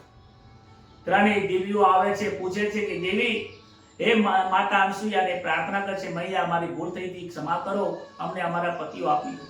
દેવી કે મેં ક્યાં રાખ્યા છે, આ ત્રણ છોકરાઓ પડ્યા છે, આવો ઓના ગોતી ગોતી લઈ લો। ત્રણેય દેવીઓ જોવા જાય છે, આમ જોવા જાય છે, ત્રણે ત્રણ એક જ જીવ્યા છે। કે હવે ગોતવા કેવી રીતે? હવે સ્પર્શ પણ કરાય નહીં, સ્પર્શ કરવા જાય તો બીજા દિવસે સ્પર્શ થઈ જાય, પતિવ્રતા નારીનો ભંગ થાય। બે હાથ જોડીને ક્ષમા માંગે છે, પ્રાર્થના કરે છે, સ્તુતિ કરે છે। એટલામાં અત્રિ ઋષિ સંધ્યા પૂજા કરીને આવ્યા કે દેવી આ કોણ છે? કે કોઈ નથી, આ ત્રણ આપણા દીકરાઓ છે અને આ ત્રણ દીકરાની આપણી વહુઓ છે, ઘરમાં સેવા કરવા માટે વહુઓ લાવી છે। અત્રિ ઋષિ સમજી ગયા, હાથમાં જળ લઈને દેવતાઓ ઉપર છાંટે છે, ત્રણે ત્રણ દેવતાઓ પ્રગટ થાય છે। આ જે ત્રણ દેવતાઓ અને ત્રણ દેવીઓ છ જણ પતિવ્રતા મહાન જે અનસુયા નારી છે એને પગમાં પડીને નમસ્કાર કરે છે કે હે દેવી, તમે મહાન છો, ક્ષમા કરજો, પણ તમારી ઈચ્છા હતી કે આ ત્રણ દેવો અમારા ઘરે પ્રગટ થાય। આ જે માગસર મહિનો છે, શુભ દિવસ છે, ત્રણેય દેવતાઓ આજે ભેગા થયા છે અને ત્યાં દત્તાત્રેય ભગવાન પ્રગટ થયા છે। બોલો શ્રી દત્તાત્રેય ભગવાન કી જય। આનંદ થયો છે, આશીર્વાદ આપ્યા છે। આ દેવતાઓ પોતપોતાના ઘરે ગયા છે। આ કથામાં સમજવાની વસ્તુ છે કે આપણે જ્યાં પણ જાઓ, જે સ્ત્રી પોતાના પતિમાં વિશ્વાસ રાખીને રહેતી હોય, પતિની સેવા કરતી હોય, પતિ એ જ પરમેશ્વર એવું એના સહચારીથી રહેતી હોય, પતિના આજ્ઞાનું પાલન કરતી હોય, એને કોઈની પૂજા કરવાની જરૂર નથી। એ મહાન પતિવ્રતા નારી છે। પતિવ્રતા નારીની કેટલી તાકાત છે એ આ બતાવે છે। ધર્મની 13મા નંબરની જે પત્ની છે એ મૂર્તિ છે અને એ મૂર્તિના ત્યાં નરનારાયણ ભગવાન પ્રગટ થયા છે। દક્ષની નાની કન્યા સતીના લગ્ન શિવજી જોડે થયા હતા। તેમના ઘેર સંતાન હતા। દક્ષ પ્રજાપતિએ શિવજીનું અપમાન કર્યું હતું, એટલે સતીએ પોતાનું શરીર યજ્ઞમાં બાળી દીધું હતું। ત્યારે વિદુરજી કહે છે કે સર્વથી શ્રેષ્ઠ એવા દક્ષ પ્રજાપતિ જે છે એમને શિવજીનું અપમાન કેમ કર્યું અને પાર્વતીજીને સતી કેમ બનવું પડ્યું, એ કથા મને તમે સમજાવો। એવા કયા કારણે એમને દક્ષ પ્રજાપતિએ શિવજીનું અપમાન કર્યું અને એમની સાથે વેર ભાવના રાખી? મૈત્રીજી કહે છે કે પ્રાચીન કાળની અંદર પ્રયાગરાજની અંદર બ્રહ્મસત્ર થયું છે। એમાં અધ્યક્ષ સ્થાને મહાદેવજી બેઠા છે। દક્ષ પ્રજાપતિ એ બ્રહ્મસત્રમાં જ્યારે આવ્યા ત્યારે બધા દેવતાઓ ત્યાં નમસ્કાર કરવા માટે ઊભા થઈ ગયા। દક્ષ પ્રજાપતિ એ અહંકારનું પ્રતીક છે। જેનું બહુ જ નામ હોય, બહુ પ્રતિષ્ઠા હોય ને, એનું અપમાન એ પોતે સહન નથી કરી શકતો। એ આર્થિક રીતે ઘસાઈ શકે છે પણ અપમાન સહન નથી કરી શકતો। જ્યારે આ દક્ષ પ્રજાપતિ આ બ્રહ્મસત્રમાં આવ્યા છે, બધા દેવતાઓ ઊભા થઈને બે હાથ જોડી નમસ્કાર કર્યા, પણ મહાદેવજી એ વખતે સમાધિમાં બેઠા હતા। એમને ખબર નથી। આ જોઈને એ બેઠા રહ્યા હતા। આ જોઈને દક્ષ પ્રજાપતિને બહુ દુઃખ થયું, અપમાન થયું અને એ નિંદા કરવા લાગ્યા અને મહાદેવજીને ન બોલવાના શબ્દો બોલવા લાગ્યા। કહે છે કે તમે સ્મશાનમાં રહેવા વાળા છો, તમને શરીર ઉપર ભસ્મ લગાવવા વાળા છો, તમે સ્મશાનમાં રહો છો, ભૂત અને પ્રેતોની ટોળીઓ રાખો છો, એવા શબ્દો બોલ્યા છે કે જ્યાં એમના નિંદા આ શબ્દ એમનું વર્ણન થતું નથી। મહાદેવજીનું જે નિંદા કરે છે એનું કલ્યાણ થતું નથી। મહાદેવજી ત્યાં શાંત રહે છે, સહન કરે છે। કહે છે કે સહન કરવામાં મજા છે, પ્રત્યુત્તર આપવામાં મજા નથી। આમાંથી આપણે શીખ લેવાની છે। કોઈ પણ કાંઈ પણ બોલી જાય તો એ સમય પર કાંઈ બોલશો નહીં। મહાદેવજી તો બોલતા નથી, પરંતુ એમના જે શિષ્યો છે, એમના ભક્ત અને જે ગણો હતા, એમનાથી પોતાના સ્વામી વિશે આવા શબ્દો સાંભળી ના શક્યા। એટલા માટે જે નંદી હતા એ નંદી ત્યાં ઊભા થયા છે। ઊભા થઈને ત્યાં પ્રતિકાર કરે છે અને શ્રાપ આપે છે કે હે દક્ષ પ્રજાપતિ, તું બહુ અનર્થ કરી રહ્યો છે, તું શિવના મહિમાને જાણતો નથી। શિવ એ જ સર્વેશ્વર છે, શિવ એ જ પરમાત્મા છે. આજે તે અમારા સ્વામીનો નિંદા કરી છે, અપમાનજનક શબ્દો બોલ્યા છે. જ્યાં હું તને શ્રાપ આપું છું, 3 શ્રાપ આપું છું. પ્રથમ તો તારી બ્રહ્મ વિદ્યા તું ભૂલી જઈશ. જે મુખેથી તું બોલ્યો છે એ મુખનો તને કાપવા વાળો કોઈ વ્યક્તિ ઊભો થશે અને તારા શરીર ઉપર બોકડાનો એટલે કે કોઈ બોકડાનો અજનો મસ્તક મૂકવામાં આવશે. મહાદેવજીને ખબર પડી છે કે હવે ગણોને બહુ ગુસ્સો આવ્યો છે. નંદીને અને ગણને સમજાવીને અને ત્યાંથી એ જગ્યા છોડીને નીકળી જાય છે. જ્યારે કોઈ પરિસ્થિતિ ખરાબ થાય ને ત્યાં બેસવું ને એ જગ્યા છોડી દે. બહુ પ્રતિકાર કરવામાં મજા નથી કે જ્યારે સામેવાળાને ગુસ્સો હોય ત્યારે ગમે તે બોલતો હોય છે. આના પછી ઘરે આવે છે. કૈલાસમાં આવ્યા પછી દરેકને ગણોને કહે છે કે આ તમે માતા સતીને વાત કરતા નહીં, નહીતર એને દુઃખ લાગશે. કૈલાસ ઉપર આવે છે, સતીને વાત કરતા નથી. દક્ષને તો પોતાનું જે અપમાન થયું હતું મનની અંદર એ અપમાનનું ચિંતન કરે છે. ચિંતન કીર્તન કરતા કરતા આ અપમાન જેનું જે ઝેર છે એ વિષ જેવું બની ગયું છે. આ જે અપમાન એને મોટા બધું દુઃખ આફત આવી પડી હોય એવું લાગે છે. એનાથી સહન થતું નથી. એને વિચાર કર્યો હું એક યજ્ઞ કરું અને યજ્ઞમાં મહાદેવને બોલાવું નહીં, ન બોલાવીને એમને અપમાન કરું. દરેકને આમંત્રણ આપવું પણ એમને આમંત્રણ ના આપવું. આપણે પણ ઘરમાં ઘણા લોકોને આવું થતું હશે. બધાને બોલાવું પણ એ ભાઈને ના બોલાવું કારણ કે એને હવન કર્યો તો મને બોલાયો નહીં, એના લગ્નમાં મને બોલાયો નતો. આને ઈર્ષા કહેવાય છે અને નિંદા કહેવાય છે. મહાદેવજી આવું કરવાની ના પાડે છે. દક્ષ પ્રજાપતિએ કનખલ ક્ષેત્રમાં યજ્ઞનો આરંભ કર્યો પરંતુ એનો ભાવ કુભાવ હતો. દરેક બ્રાહ્મણોને બોલાવે છે કે મારે યજ્ઞ કરવો છે, બ્રાહ્મણો ના પાડે છે. પછી પોતાના કુલ ગુરુ દધીજી જોડે જાય છે. દધીજી કહે છે કે તમે શિવનું અપમાન કરો છો, આ યજ્ઞમાં કોઈ ફળ પ્રાપ્ત થશે નહીં. દધીજી એમના કુલ ગુરુ છે છતાં પણ નીકળી ગયા છે. ત્યારબાદ ભૃગુ ઋષિને આચાર્ય પદે બેસાડીને યજ્ઞની શરૂઆત કરી છે. જ્યારે પોતાના કુલ ગુરુ પણ જતા રહે ને તો એની દશા સારી થતી નથી. પોતાના ગોર મહારાજ હોય ને એનું અપમાન કરવું નહીં, બ્રાહ્મણોનું અપમાન કરવું નહીં. કેટલોક સમય થયો છે, યજ્ઞની શરૂઆત થઈ છે. દરેક દેવતાઓને આમંત્રણ આપ્યું છે. બ્રહ્માજી આયા છે. વિષ્ણુજી સમજતા હતા કે જ્યાં શિવજી ના હોય ત્યાં જવાય નહીં. બીજા બધા દેવતાઓ પણ ગયા છે. સૂર્ય, ચંદ્ર, ઇન્દ્ર, વરુણ બધા ગયા છે. બીજા પાર્ષદો હતા એ પણ જોવા ગયા કે મહાદેવ વગરનો યજ્ઞ કેવો છે, લાવો જોવા તો જઈએ. લોકોને કોકના ઘરનો ઝઘડો જોવાનો ખૂબ આનંદ આવતો હોય છે. અહીંયા બધા પાર્ષદો જતા હતા, અપ્સરાઓ જઈ રહી હતી.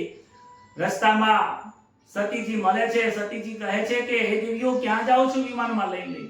તમને ખબર નથી દક્ષ પ્રજાપતિ તમારા પિતા બહુ મોટો યજ્ઞ કરે છે, એટલો મોટો યજ્ઞ કરે છે કે આજ સુધીમાં કોઈ યજ્ઞ કર્યો નથી.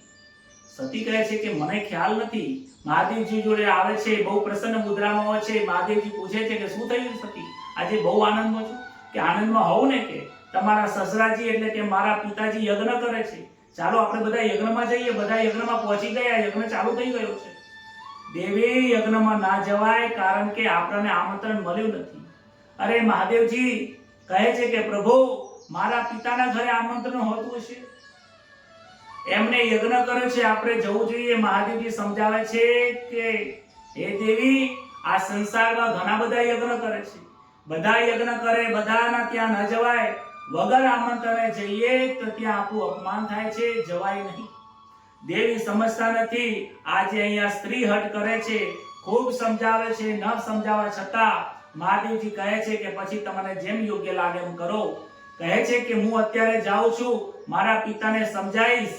પિતાના ઘરે દીકરીને જવા માટે આમંત્રણ ના હોય એટલે હું જઉં છું. તમારા માટે ત્યાં પિતાજીને સમજાવીશ એટલે કોકને મોકલશે, પછી તમે આવી જજો. દેવીને કહે છે તમને યોગ્ય લાગે એમ કરો. સંતો હંમેશા માટે જીદ કરતા નથી, પામર જીવ જીદ કરે છે. આજે સતી અહીંયા જીદ કરી છે. જ્યાં જીદ હોય છે ત્યાં નુકસાન થાય છે. સતી નીકળે છે, કહે છે એકલા ના જશો, આ ગણોને સાથમાં લઈ જાઓ. ગણોને કહે છે કે પાર્વતી જે સતી છે એમનો જે સામાન છે એ પણ લઈ જાઓ. જો અહીંયા પડ્યો રહેશે તો એમને ખબર છે કે પાછળથી કે મને એ દુઃખ આપશે. આજે પાર્વતીજીએ પોતાના પતિના વિરુદ્ધમાં ના પાડવા છતાં પણ ઘરનો ઉમરો ઓળગ્યો છે. પત્ની જ્યારે પોતાના પતિના વિરુદ્ધમાં જઈને ઘરનો ઉમરો ઓળગે ને, ત્યાં આનંદ નથી, ત્યાં પ્રેમ નથી, ત્યાં દુઃખ હોય છે. ભલે ને ત્યાં ગમે તેટલું પ્રાપ્ત થાય. સતીજી ત્યાં યજ્ઞમાં આવે છે, પોતાના પિતાને નમસ્કાર કરે છે. પિતા જોતા નથી, મસ્તક સાઈડમાં કરે છે. માતાને નમસ્કાર કરે છે, માતા પણ જોતી નથી. આજે એમના સામે કોઈ જોતું નથી. આજે સતીને ત્યાં દુઃખ લાગે છે. કેમ આ લોકો આવું કરે છે? બહુ દુઃખ લાગે છે. ત્યાં નજર કરે છે તો આજુબાજુમાં જોવે છે તો બધા દેવતાઓ આયા છે અને સ્થાપન ઉપર નજર કરે છે. ઈશાન ખૂણામાં મહાદેવજીનું સ્થાપન નથી. સ્થાપન ન જોતા એમને બહુ ગભરામણ થવા લાગી, દુઃખ લાગ્યું. એમને એમ થવા લાગ્યું કે આજે ધરતીમાં જો જગ્યા આપે તો આમાં સમાય છે. હવે મનમાં એમ થાય છે કે મેં મારા પતિનું અપમાન કરીને, એમની વાતોને ભૂલીને, એમના વચનોને ભૂલીને, એમના વચનોને ઓળંગીને, પ્રતિવ્રતા નારીનો ભંગ કરીને આજે હું અહીંયા આવી છું. અહીંયા આયા પછી હવે મારા પતિને હું શું મુખ દેખાડું? હવે ન હું અહીંયા રહી શકું છું, ન પતિ જોડે જઈ શકું છું. માતાજીને જોરથી ગુસ્સો આવે છે. ગુસ્સો આવતાની સાથે માથાના વાળમાં જે વેણી હતી, વેણી નીકળી ગઈ છે. શરીરમાં ક્રોધાગ્નિ પ્રગટ થઈ ગયો છે. દેવતાઓ નમસ્કાર કરે છે પણ સતીમાં કોઈનું સાંભળતા નથી અને જોરથી અગ્નિનારાયણને પ્રગટ કરીને પોતાના શરીરને અગ્નિની અંદર સમાવી દે છે. આજે સતી યજ્ઞમાં સતી થઈ ગયા છે. ત્રાહી મામ પુકાર થઈ ગયો છે. અનેક પ્રકારના ત્યાં ગણોની સાથે ત્યાં યુદ્ધ થયું છે. નારદ મુનિ દોડતા દોડતા મહાદેવજી પાસે આવ્યા. મહાદેવજીને કહે છે કે આજે તમે વિધુર થયા છો. મહાદેવજીને વિધુર સાંભળીને કોઈ દુઃખ તો થતું નથી, પરંતુ કહે છે કે સાથે સાથે તમારા ગણોને પણ ત્યાં માર પડ્યો છે. દક્ષ પ્રજાપતિએ તમારા ગણોને ખૂબ માર્યા છે. ત્યાં આટલું સાંભળતા ભક્તોને દુઃખ પડ્યું. આવું સાંભળતા મહાદેવજીને જોરથી ગુસ્સો આવે છે અને માથાને જટામાંથી જમીન ઉપર પસાડીને એની અંદર વીરભદ્ર નામનો વીર ઉત્પન્ન થયો છે. કહે છે કે દક્ષના યજ્ઞનો સંહાર કરો. વીરભદ્ર દક્ષના યજ્ઞમાં આવીને સંહાર કરે છે, અનેક મારામારી કરે છે. ત્રાહી મામ પુકારી જાય છે બધા લોકો અને દક્ષને પકડીને મસ્તક કાપીને યજ્ઞમાં હોમી દે છે. દેવતાઓ સ્તુતિ કરે છે, પ્રભુ હે પ્રભુ હે પ્રભુ કરતા કરતા મહાદેવ જોડે આયા. મહાદેવજી તો એટલા ભોળા પ્રભુ છે ને, એમને કોઈ લોટો ભરીને જળ ચડાવે ને ઓમ નમઃ શિવાય બોલે એટલે તો પ્રસન્ન થઈ જાય. એટલે તેના ભોળા શંભુ કહેવાય છે. બધા દેવતાઓ આવીને નમસ્કાર કરે છે, પ્રાર્થના કરે છે. મહાદેવ પ્રસન્ન થાય છે કે પ્રભુ આ યજ્ઞનો વિરામ કરો. આ આવી હાલત આ યજ્ઞની થાય તો મનુષ્ય લોકનું શું થશે? મહાદેવજી પ્રસન્ન થઈને જાય છે. બધા લોકો ત્યાં જાય છે, યજ્ઞમાં જાય છે. યજ્ઞમાં જઈને જે દક્ષ છે એ દક્ષને આ મસ્તક ઉપર અજ કહેતા જે બકરો છે એ બકરાનું મસ્તક કાપીને એના પર મૂકે છે અને પ્રાણ પૂરીને સજીવન કરે છે. અજ કહેતા બકરો થાય છે અને અજનો બીજો શબ્દ બ્રહ્મ દ્રષ્ટિ થાય છે. આજે દક્ષના મસ્તક ઉપર અજ કહેતા બકરો અને બકરાનું બીજું સ્વરૂપ બ્રહ્મ દ્રષ્ટિ છે. આજે દક્ષની બ્રહ્મ દ્રષ્ટિ થઈ છે. બે હાથ જોડીને ક્ષમા માંગે છે. હે પ્રભુ હે મહાદેવજી સ્તુતિ કરે છે, ભૂલ થઈ ગઈ છે, હું તો પામર જીવ છું, તમે મહાદેવ છો. મેં આજે હરિ અને હરમાં ભેદ જોયો છે, શિવ અને વિષ્ણુમાં ભેદ જોયો છે. મારી ભેદ બુદ્ધિ કાપો, મને સદબુદ્ધિ આપો, મને અભેદ બનાવો. મહારાજ એમ કઈ પ્રાર્થના કરે છે. મહાદેવજી આશીર્વાદ આપે છે, કહે છે કે મને મારી પુત્રી સતીના દર્શન કરાવો. મહાદેવજી કહે છે, આંખો બંધ કરીને સતીને કહે છે કે દેવી શું તમારે બહાર આવવાની ઈચ્છા છે? સતી કહે છે કે હે પ્રાણનાથ મારી ભૂલ થઈ છે, હું આ શરીરથી હવે તમારી પાસે આવી નહીં શકું, કારણ કે મેં તમારા વચનનું ઉલ્લંઘન કર્યું છે. મેં તમારા વચનનું ઉલ્લંઘન કર્યું એટલા માટે હવે હું નહીં આવી શકું. હવે મેં હિમાલયની અંદર હિમાલયના ત્યાં પાર્વતીના નામે મેં ત્યાં જન્મ લીધો છે. માટે હવે હું તમારી અનન્ય ભક્તિ અને સેવા કરીને હું તમારી સાથે લગ્ન કરીશ, ભક્તિ કરીશ, તમને પામીશ. પ્રભુ અહીંયા મારે આવવું નથી. આમ કહીને આ કથામાંથી ખૂબ જાણવા જેવું છે. જાણવા જેવું એ છે કે આજના સમયની અંદર લોકો ભેદ દ્રષ્ટિ બહુ રાખે છે. જે ભેદ રાખે છે એને આ દક્ષ પ્રજાપતિ જેવી હાલત થાય છે. આ અમારા પંથના છે, આ અમારા ભાઈઓ છે, ભાઈ અમારા ભાઈઓ છે. પંથના પોતે વાડાઓ બનાવી દીધા છે અને પંથમાં લોકો આજે ધંધો કરે છે. બોલો, આ તો વિષ્ણુને માનવા વાળા છે, આ તો ફલાના ભગવાનને માનવા વાળા છે, અને આ તો શિવજીને માનવા વાળા છે, આ તો હનુમાનજીને માનવા વાળા છે. અરે આ બધા લોકોને તમે માનો છો? વિચાર તો કરો. આ બધા લોકો દેવતાઓ એક છે. જેને પરમાત્માની પ્રાપ્તિ કરી છે એમને પંથ પકડ્યો નથી. પંથ પરમાત્માની પ્રાપ્તિ કરનારા કોઈ પણ સંતે નથી પકડ્યો. તમે વિચાર કરો કે નરસિંહ મહેતાને ભગવાનની પ્રાપ્તિ થઈ, કયો પંથ હતો? નરસિંહ પંથ હતો? કોઈ નતો. મીરાબાઈએ પંથ પકડ્યો, કયો પંથ પકડ્યો? નારાયણનો જ પંથ પકડ્યો છે, ભગવાનની પ્રેમ ભક્તિનો જ પંથ પકડ્યો છે. એના સિવાય મીરાનો કોઈ પંથ પડ્યો છે? નથી પડ્યો. તુકારામનો કોઈ પંથ નથી, નામદેવનો કોઈ પંથ નથી, એકનાથ મહારાજનો કોઈ પંથ નથી, વિદુરનો કોઈ પંથ નથી. પંથ કેમ પડ્યા છે એ સમજવા જેવું છે. આજે લોકો પંથમાં પડ્યા છે. પંથમાં પડવાનું નથી, પરમાત્માની પાછળ પડવાનું છે. અરે તમારા પંથમાં તમે જેને વધારે માનો છો એ કોની પાછળ પડે એ તો જુઓ.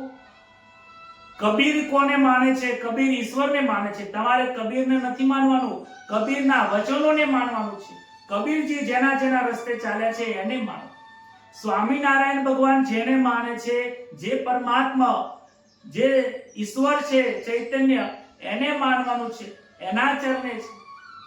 પંથોને પકડશો નહીં, પરમાત્માના ચરણ પકડો તો જીવનમાં આગળ વધશો. ભેદમાં ના રહેશો, અભેદમાં રહો. આવું આ દક્ષ પ્રજાપતિ ઉપરથી આપણને આ સુખદેવજી મહારાજ કથા કરે છે. 5 તત્વના અલગ અલગ દેવતાઓ હોય છે. એ પંચે તત્વો આપણા શરીરમાં રહેલા છે. દક્ષના યજ્ઞની કથા અભેદને દર્શાવવાનો છે. હરિ અને હર બે એક જ છે. શિવ અને કૃષ્ણ અલગ નથી, એક જ છે. આમ આ કથા આપણને જ્ઞાન આપે છે. મૈત્રીજી કહે છે કે શતરૂપા જે રાણી છે, મનુ અને શત્રુપાના ત્યાં જે 3 કન્યાના વંશનું વર્ણન કર્યું હતું, એમાં ઉત્તાનપાદ અને પ્રિયવત નામના 2 પુત્ર હતા. એની અંદર ઉત્તાનપાદના રાજાની હું તમને કથા કહું છું. ઉત્તાનપાદની જે કથા છે બહુ સમજવા જેવી કથા છે, જીવનમાં ઉતારવા જેવી છે. એ દરેક જીવાત્માની કથા છે. ઉત્તાનપાદને 2 રાણીઓ હતી, એક સુરુચિ અને એક સુનીતિ છે.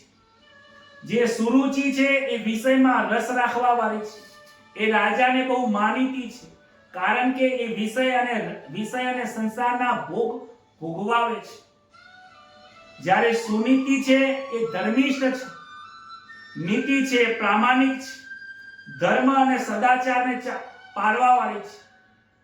જ્યારે એ રાજાને પ્રિય નથી. સુનીતિને જે પુત્ર છે એનું નામ ઉત્તાન છે, અને સુરુચિ જે છે એના પુત્રનું નામ ધ્રુવ છે. રાજસભા ભરાય છે. જે ઉત્તાનપાદની 2 પત્ની છે, જે માનીતી છે સુરુચિ, એને વધારે પડતું પોતાની પાસે રાખે છે, અને જે સુનીતિ છે એને દૂર રાખે છે. રાજ્યની બહાર એ ઝૂંપડી વાળી રાખી છે, ત્યાં ધ્રુવ અને બંને જણ ત્યાં રહે છે. રાજ દરબાર ભરાયો છે. રાજાજી બેઠા છે, બાજુમાં સુરુચિ બેઠી છે, અને ઉત્તાનપાદના ખોળામાં આ ઉત્તમ નામનો રાજા એ પણ બેઠો છે. એનો પુત્ર બેઠો છે. આજુબાજુમાં સેવકો એને પંખો નાખી રહ્યા છે. સુનીતિ જે છે, ધ્રુવની જે માતાજી છે, એ ઝૂંપડીમાં બેઠા છે. એક વખત પોતાની માતાને આ ધ્રુવજી પ્રશ્ન પૂછે કે માં, મારા પિતાજી કોણ છે? તમે તમારા ખોળામાં મને વાત્સલ્ય ભાવથી પ્રેમ આપો છો, મારે મારા પિતાના ખોળામાં બેસવું છે. ત્યારે સુનીતિ જે છે એની માં છે, બહુ સંસ્કારી છે, સદાચારી છે. કહે છે કે બેટા ધ્રુવ, પેલું જે રાજમહેલ દેખાય છે એના રાજા તારા પિતા છે, પરંતુ હું એમની માનીતી નથી, અણગમતી છું. બીજી એક તારી એક માં છે સુરુચિ કરી, એમની પાસે એ રહે છે, મને અહીંયા ઝૂંપડીમાં રાખ્યા છે. એમને જેવું યોગ્ય લાગે તે કરે છે. માં કે મારે પિતાના ખોરામાં બેસવું છે, તો કે પિતાનો ખોરો ત્યાં છે, તું જા ત્યાં. ત્યારે એ ધ્રુવ ભરી સભામાં આવે છે, સભામાં ઊભો છે, રાજાને વંદન કરે છે કે હે પિતાજી, તમે ઉત્તમને ખોરામાં બેસાડ્યો તો મને પણ ખોરામાં બેસાડો. વિચાર કરવા જેવો છે. આ કથાની અંદર બહુ સમજવા જેવું છે. ઉત્તમ એ જીવાત્મા છે, બાજુમાં જે સુરુચિ બેઠી છે એ વિષયો છે સંસારના. ઉત્તમ ખોરામાં બેઠો છે. ધ્રુવ એ સંતનું સ્વરૂપ છે. સંત દોડતા દોડતા આવે છે અને કહે છે કે મહારાજ, ઓ પિતાજી, મને ખોરામાં બેસાડો. ઉત્તાનપાદ જે રાજા છે એના મનમાં થોડો પ્રેમ ઉભરાય છે કે આ મારો દીકરો છે ને, લાય એને બેસાડું. બેસાડવા માટે જેવો જાય છે, સુરુચિ એમનો હાથ પકડે છે, ના પાડે છે કે તારે તારા આના ખોરામાં બેસવાનું નથી. આ તારા પિતા નથી, આ ઉત્તમના પિતા છે. તારે જો તારા પિતાના ખોરામાં બેસવું હોય તો મારા પેટે જન્મ લેવો પડશે. એના માટે તું અહીંયા વનમાં જા. વનમાં જઈને ભગવાનની પ્રાપ્તિ કર અને ભગવાનની પ્રાપ્તિ કરીને વરદાનમાં માંગ, મારે સુરુચિના પેટે જન્મ લેવો છે. ધ્રુવનો તિરસ્કાર કર્યો છે. ધ્રુવ દોડતા દોડતા માં જોડે આવ્યા છે. માની જોડે આવીને રડે છે. શું થયું બેટા? કહે છે કે આજે મારા મોટી માતાએ મને આવી વાત કરી છે કે તું વનમાં જા, મારા પેટે જન્મ લે, તો જ તને પિતાના ખોરામાં બેસવા મળશે. તો બેટા શું કામ રડે છે? માએ સાચી તો વાત કરી છે. જગતના પિતા એ પરમાત્મા છે. આ સંસારના પિતાના ચરણમાં બેસવું એના કરતા પરમાત્માના ચરણમાં બેસવું શું ખોટું છે? આ સંસારના પિતા એ પરમાત્મા છે. તું એમના શરણે જા. અને તને ખોટું નથી કીધું બેટા, તને ભગવાનનું ભજન કરવાનું કીધું છે. સાચું તો કીધું છે. તું વનમાં જા, વનમાં જઈને ભગવાનનું ભજન કર. માં કે વનમાં મને ડર લાગે, તમે પણ મારી સાથે ચાલો. બેટા કે હું નહીં આવી શકું. મને મારો ધર્મ ના પાડે છે કે હું વનમાં નથી જઈ શકતી. એનું કારણ શું છે કે માં તમે વનમાં ન જઈ શકો? કારણ કે મારા પિતાએ મારું કન્યાદાન કર્યું છે તારા પિતાજી જોડે. મારો ધર્મ છે કે પતિની સેવા કરવી અને પતિના ચરણમાં જ રહેવું. પતિ કે એમ કરવું. જો હું પતિનું ઘર છોડીને જો વનમાં જાઉં તો મારી પતિવ્રતા નારીનો ભંગ થાય છે. એ સ્ત્રી ધર્મ લાગે છે. બેટા તું સ્વતંત્ર છે, હું સ્વતંત્ર નથી. માટે હું પરતંત્ર છું. તું વનમાં જા. જ્યારે તને કોઈ સંત મહાપુરુષ મળે ને તો બે હાથ જોડીને વંદન કરજે. અને જો ડર લાગે ને તો પરમાત્માનું નામ નારાયણ નારાયણ લેજે. સારું માં, હું જઉં છું તો ઉભો રે. તું જાય પેલા તારા મમ્મી પપ્પા જે છે, તારા માતા પિતા છે, મોટા મમ્મી છે, એમના પગે જઈને વંદન કરીએ. વિચાર કરો, જેને ધક્કું માર્યું છે, જેને એને વનમાં મોકલવાનું કહ્યું છે, આ માં એના પુત્રને આવા સંસ્કાર આપે છે. આ વસ્તુ આ કથામાંથી શીખવાની છે. ભાગવતનું ધર્મ એ આપણને શીખવાડે છે કે બાળકને સંસ્કાર શું આપવાના. બાળકના મનની અંદર કચરો નાખશો નહીં કે આ વ્યક્તિઓ આવા છે. આજે પોતાના ઘરના લોકો જ ઘરના લોકોનો કચરો નાખે છે. તારા કાકા આવા છે, તારા મોટા પપ્પા આવ્યા છે, તારી ભાભી આવી છે. અરે ભાઈ, આવો કચરો ન નાખો. કચરો નાખવાથી તમારા ઘરનું જ બદનામ થાય છે. લોકો પોતાના વહુનો, પોતાના છોકરાઓનો, પોતાના મા બાપનો, પોતાના ભાઈઓનો, પોતાના ભાભીનો એમનો જ આવી રીતે કાપ કાપ કરે છે. સમાજમાં બુદ્ધિ ક્યાં ભ્રષ્ટ થઈ જાય છે. વિચાર કરવા જેવું છે. તમે તમારા ઘરને જ બદનામ કરો છો. જરા વિચાર તો કરો. સમાજના લોકોને ખબર ના હોય છતાં પણ તમારા ઘરની ખબર પડી જાય. કોઈની નિંદા કરશો નહીં. ભલે ગમે તેવી પરિસ્થિતિ નિર્માણ થાય, પરિસ્થિતિને માન આપીને આગળ ચાલવાનો પ્રયત્ન કરો. પરિવારના બાળકોના અંદર ક્યારે કુસંસ્કાર ભરશો નહીં. આ સુનીતિ સંસ્કાર આપે છે કે વનમાં જાય છે, પહેલા મોટા મમ્મીના તું આશીર્વાદ લઈ લે. વનમાં જાય છે એની પહેલા સુરુચિને આવીને વંદન કરે છે. સુરુચિને વંદન કરે છે ને મનમાં લાગે છે કે છોકરો ડાયો છે. આટલું બોલી છું, આટલું એનું મેં અપમાન કર્યું છે, તોય પગે લાગવા આવે છે. પણ અક્કડ એની જતી નથી. પિતાજીને પગે લાગે છે. પિતાજી પણ વનમાં બોલી શકતા નથી કે બેટા તારી ઉંમર નથી વનમાં જવાની, કારણ કે પિતાજી પણ પરતંત્ર છે, કારણ કે સુરુચિના હાથમાં છે, એમનું મન સુરુચિ કે એમ જ કરે છે. એટલે ઉત્તાનપાદ રાજા પોતાના પુત્રને સમજાવતા નથી કે વનમાં જવાની જરૂર નથી બોલી શકતા. ત્યારબાદ પોતાની સુનીતિ જે માં છે એને પગે લાગે છે, વનમાં જાય છે. વનમાં જતા જતા નારાયણ નારાયણ બોલે છે. નારાયણને આનંદ થાય છે કે આજે મારો બાળક, આજે મારો ચેલો લાયક થયો છે. નારદ મુનિને કહે છે કે તમારો ચેલો લાયક થાય છે, જાઓ એને ગુરુ મંત્રને દીક્ષા આપો. વિચાર કરો, લાયક થઈએ ને તો સદગુરુ મારા સામેથી આવે છે, પરમાત્મા મોકલે છે. ત્યારે નારદ મુનિ આવે છે, પરીક્ષા લે છે કે પરીક્ષા લેવા માટે આવે છે. ભગવા ધારણ કરેલા છે, હાથમાં વીણા છે. નારાયણ નારાયણ બોલે એટલે ધ્રુવજીને લાગે છે કે મહારાજ કોઈ સંત લાગે છે. બે હાથ જોડીને વંદન કરે છે. નારદ મુનિને પ્રસન્ન થાય છે કે નાનું બાળક છે ને, આ સંસ્કાર કેટલા છે કે તને આ સંસ્કાર કોને આપ્યા? કે મને મારી માતાએ સંસ્કાર આપ્યા. ક્યાં જાય છે? કે મારે પરમાત્માના ખોરામાં બેસવું છે. આવું સાંભળતા જ નારદ મુનિ આશ્ચર્ય થઈ ગયા. આ સમસ્ત જગમાં આવું કોઈ શબ્દ બોલ્યું નથી કે મારે પરમાત્માના ખોરામાં બેસવું છે. આ 5 વર્ષના છોકરામાં આ જ્ઞાન આવ્યું ક્યાંથી? આવું તો મને પણ જ્ઞાન નથી. કહે છે કે તું પરમાત્માના ખોરામાં કેમ બેસવા માંગે છે? તારી ઉંમર નાની છે.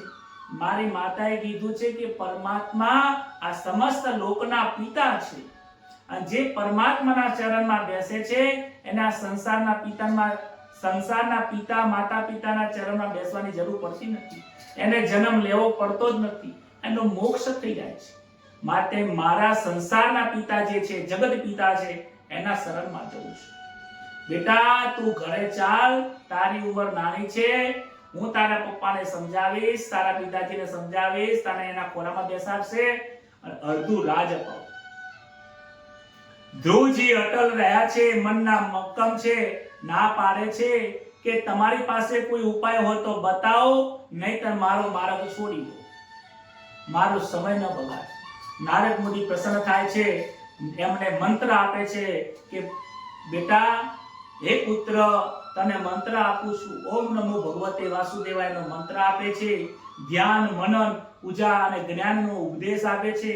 અને ત્યાર પછી તે ધ્રુવ છે એ વનની અંદર પરમાત્માનું ધ્યાન કરે છે. 1 મહિનો ફળફળાદી ખાય છે. 1-2 મહિના જે વૃક્ષોના પાંદડા છે એ ખાય છે. બીજા 2-3 મહિના વાયુનું ભક્ષણ કરે છે. 6 મહિના થાય છે, ભક્તિ પરિપૂર્વ થાય છે. દેવતાઓ ભગવાનને કહે છે, ભગવાન, હે પ્રભુ, હે પરમાત્મા, ધ્રુવજીની શક્તિ પ્રબળ થઈ છે, ભક્તિ પ્રબળ થાય છે, તમને દર્શન આપો. આ બાળ તમને યાદ કરે છે. પરમાત્મા કહે છે કે હું ધ્રુવને કોણ શું દર્શન આપવા વાળું? મારે ધ્રુવના દર્શન કરવા છે. લોકોના 100 વર્ષ થાય, હજારો યુગો વીતી જાય ત્યારે પરમાત્માના દર્શન થતા નથી. આ છોકરો 6 વર્ષની ઉંમરે આ તપ કરવા બેઠો છે. પરમાત્મા આવે છે, ધ્રુવજીને દર્શન આપે છે કે હે ધ્રુવ, તારી ભક્તિથી હું સંપન્ન થયો છું, પ્રગટ થયો છું. હું પણ તને નમસ્કાર કરું છું. માગ તને શું આપું? ધ્રુવજી કહે છે કે મારે કાંઈ જોતું તો નથી, બસ તમારા શરણની ભક્તિ મળે. તમારી પાસે માંગવું એટલું, બસ મન તમારી ભક્તિ મળે, હંમેશા માટે તમારા જોડે છું. પરમાત્મા કહે છે કે જા, હું તને મારી ભક્તિ તો આપું છું, છતાં પણ તારે એક કામ કરવું પડશે કે તું રાજા બન. કહે છે કે મારે સંસારમાં નથી જવું, સંસારમાં જવું તો પાછું મારું મન બગડે. ભગવાન કહે છે એની તું ચિંતા કરીશ નહીં, તું સંસારમાં જા, હું તને આશીર્વાદ આપું છું. સંસાર ભોગવ અને વિવેકથી ભોગવ, રાજ્યનું ધર્મથી ન્યાય કર, અને ત્યારબાદ તું મને પ્રાપ્ત થઈશ. કારણ કે મારી ઈચ્છા છે કે તું હવે રાજા બને. ભગવાન, તમારી ઈચ્છા હોય તો હું શું કરી શકું? ધ્રુવજી ઘરે આવે છે, મોટો વરઘોડો નીકળે છે. ઉત્તાનપાદને પણ સમજાયું છે કે મેં આટલા વર્ષો વીતી ગયા, ભગવાનના દર્શન નહીં કર્યા, અને આ નાનો છોકરો 5 વર્ષનો પરમાત્માના દર્શન કરીને ઘરે આવે છે. હાથી ઘોડા ઉપર કાઢીને વરઘોડો બેસાડ્યો છે અને એને રાજા બનાવ્યો. ઉત્તાનપાદ ત્યાંથી વનમાં જઈને પોતાનું શરીરને ભગવાનના સ્મરણમાં ભજન કરીને એમનું સ્મરણ પૂર્ણ કરે છે. આવી આ ભક્ત જે ધ્રુવ છે એ ધ્રુવની આ કથા છે. ધ્રુવની કથાની અંદર સમજવાનું છે કે ધ્રુવની ભક્તિ અવિચળ ભક્તિ છે. ચલાયમાન ન થાય ભક્તિ એવી માંગી છે. ભગવાનને કહ્યું છે કે ભગવાન તમે મને આપો તો એવી ભક્તિ આપો કે તમારા શરણમાં ભક્તિ કરતા કરતા હું અવિચળ પદને પામું. અવિચળ એટલે જે ચલાયમાન ન થાય એવી ભક્તિ હું માંગુ. અને ભગવાને આશીર્વાદ તમને આજે પણ આપ્યા છે.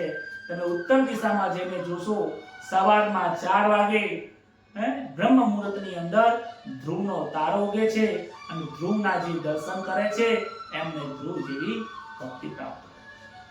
ભાગવતની જે કથા છે એક એક કથા આપણા જીવનમાં ઉતારવાની છે.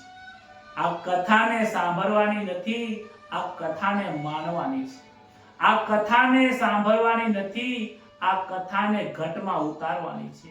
આ કથાને સાંભળવાની નથી, આ કથાનો આનંદ લેવાનો છે. આ કથા સાંભળ્યા પછી જીવન આપણું બદલાવું જોઈએ. જો જીવન નથી બદલાતું તો કથા જ રહી જાય છે. ડોંગરેજી મહારાજ કહે છે કથા કરનારા વક્તાઓ તો હજારો છે, સાંભળનારા જે શ્રોતાઓ તો લાખોમાં બેઠા છે, પરંતુ શું કહું, સાંભળનારા અને સંભળાવનારા ઘણા છે, કથાને જીવનમાં ઉતારનારા કોઈ વિરલા છે. આ જ વાત સાથે આજની કથાને આપણે અહીંયા અલ્પ વિરામ આપીએ છીએ. આવતીકાલે નવી કથાને ફરીથી પ્રગટ કરીશું.